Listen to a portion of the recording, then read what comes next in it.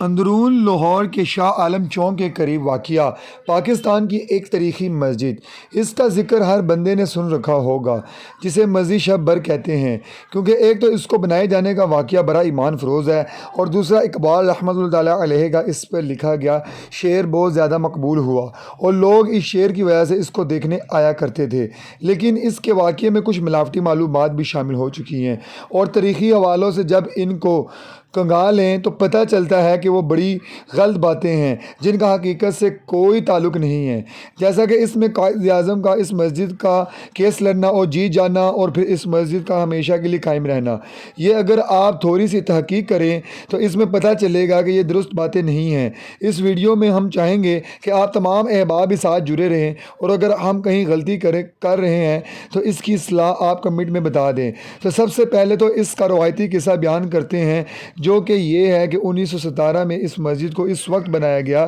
جب مسلمان اور ہندوؤں کے مابین جھگڑا چل رہا تھا۔ مسلمان یہاں مسجد اور ہندو مندر بنانا چاہتے تھے۔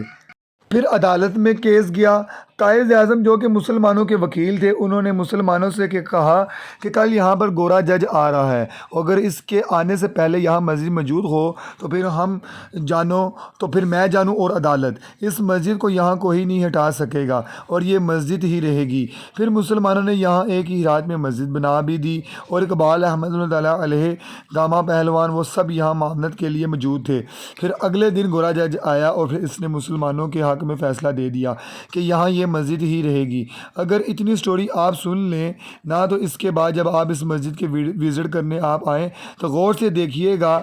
تو اس مسجد کے دروازے کے اوپر مسجد کے بنائے جانے کی تاریخ درج ہے، جو کہ 1353 ہجری ہے، اور یہ 1934 بنتا ہے، 1917 کے کہیں بعد۔ اور اگر یہ بھی ذکر لکھا ہوا ہے کہ مسجد شہید، اس کو مسجد شب بر نہیں کہتے بلکہ مسجد شہید ہے اس کا اصل نام، یعنی اگر شہید لفظ پر بھی غور کریں تو اس کی اصل ردوار معلوم پڑتی ہے، جو کہ مختلف کالم نویسوں مصنفین نے بھی بیان کی ہی ہے، اور ان میں ایک بڑا نام ہے مشہور صحافی مولانا غلام رسول مہر صاحب، ان کے بھی اس پر بیانات ہیں، اور وہ جو کہتے ہیں وہ تو میں کوٹ نہیں کر رہا، لیکن سٹوری کچھ اس طرح ہے کہ مسلمانوں اور ہندوؤں کے درمیان یہاں پہ جھگڑا ضرور تھا، اور مسلمانوں نے میونسپلٹی کو درخواست دے رکھی تھی کہ ہم یہاں مسجد بنانا چاہتے ہیں، لیکن میونسپلٹی نے اجازت نہیں دی، اور مسلمانوں نے راتوں رات یہاں پر مسجد بنا ڈالی۔ پھر بعد میں میونسپلٹی نے حکومتی مشینری کی مدد سے اس مسجد کو گرا دیا، اور اسی لیے جب اس کو 1934 میں دوبارہ تعمیر کیا گیا تو اس کا نام مسجد شہید رکھا گیا، اور 1934 میں بھی تب یہ مسجد بن سکی جب میونسپلٹی نے باقاعدہ اس کی اجازت دے دی۔ میونسپلٹی یہ کہتی تھی کہ ہم نہ یہاں پر کسی کو مندر بنانے دیں گے نہ مسجد، کیونکہ ہمیں ڈر ہے کہ یہاں فسادات نہ پھوٹ پڑیں۔ تو قائد اعظم رحمۃ اللہ تعالیٰ علیہ والی جو بات یہاں کی جاتی ہے کہ انہوں نے مسجد بنوائی اور پھر کیس لڑے اور پھر جیت گئے، وہ بات یہاں پر ہضم نہیں ہوتی کہ اگر وہ جیتے تھے تو اس میں مسجد کو کیوں گرایا گیا۔ اور دوسرا، اقبال رحمۃ اللہ تعالیٰ علیہ کے متعلق بھی دو طرح کی روایات ملتی ہیں۔ ایک میں تو یہ کہتے ہیں کہ وہ اور گاما پہلوان خود یہاں ساری رات کھڑے رہے اور مسلمانوں کی مدد کرتے رہے، انہوں نے تعمیر میں حصہ لیا۔ دوسری روایت میں یہ کہتے ہیں کہ اقبال کو 3 دن بعد جب اس مسجد کے بنائے جانے کا علم ہوا تو وہ بڑے خوش ہو کر یہاں پر آئے اور انہوں نے یہ شعر پڑھا: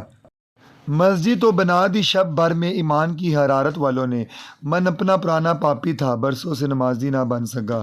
اب اس پر غور کریں تو دونوں ہی باتیں ایک دوسرے کے متضاد معلوم پڑتی ہیں، یا تو اقبال اس رات یہاں پر تھے یا پھر 3 دن بعد جب انہیں علم ہوا تو وہ مسجد کو دیکھنے آئے۔ خیر، یہ ایک روایت تھی جو میں نے آپ تک رکھی، اور دوسرا یہ کہ اقبال رحمۃ اللہ تعالیٰ علیہ کے اس شعر کے متعلق کہا جاتا ہے کہ وہ یہاں پر آئے اور انہوں نے بڑا خوش ہو کے یہ شعر پڑھا۔ حالانکہ اس کے پہلے جملے میں ایمانی جذبے کا ذکر ضرور ہے، لیکن دوسرے جملے میں کہ من اپنا پرانا پاپی تھا برسوں سے نمازی بن نہ سکا، اقبال دراصل گلہ کر رہے ہیں، رونا رو رہے ہیں، بلکہ دکھرا سنا رہے ہیں کہ مسلمانوں کی حالت زار کا یہ مسجد تو بنا لیتے ہیں لیکن نمازی نہیں بنتے۔ تو اس میں خوش ہونے والی میرا خیال ہے کہ کوئی بات نہیں تھی، بلکہ یہ اقبال نے اپنے دل کا دکھرا سنایا تھا اشعار کی صورت میں۔ میں جب اس مسجد میں پہنچا تو پتہ چلا کہ مسجد بند ہے اور یہ صرف نماز کی اوقات میں کھولی جاتی ہے۔ اگر موقع مل جاتا تو اس سے اندر سے بھی ضرور ویڈیو بنائی جاتی، لیکن پھر مسجد کو باہر سے ہی